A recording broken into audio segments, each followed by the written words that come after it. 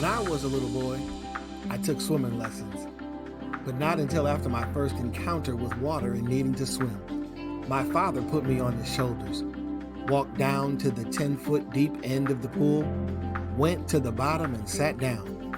He didn't come back up, and as I was holding onto his neck, running out of breath, all I could do was either hang on and run out of air, or figure out how to swim and get out of that pool, even though I had never been taught.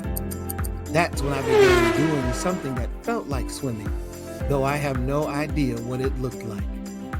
Well, for many, grief is very similar, swimming in and having never been taught. Sometimes we are thrown in or dragged down to the bottom by events and encounters of life and held under by grief. While one of the most common causing grief experiences is the death of a loved one, there are many different encounters of life that cause grief. Sickness, divorce, graduation, dream loss, and even the pandemic event of life that we are in right now that is causing a pandemic of grief.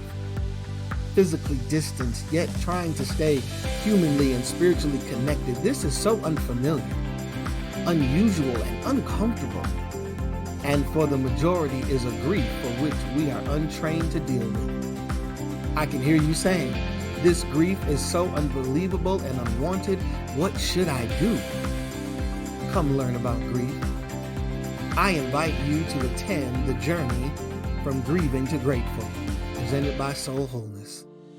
There are 2 ways to attend, a 6-week class or a half-day workshop. Classes will be held on Tuesdays and the workshop on a Saturday beginning in November. Some subjects to be covered are grief foundations, grief community, grief theology, grief resources, historical spiritual wounds, and healthy versus unhealthy grieving. Join me, Reverend Christopher Ware, your host and facilitator for the journey from grieving to grateful. There's limited complimentary registration that is available. Click the Eventbrite link in the description to register, or search eventbrite.com for Soul Wholeness. In everything you do and everywhere you go, be empowered to bring your whole soul. I hope to see you there.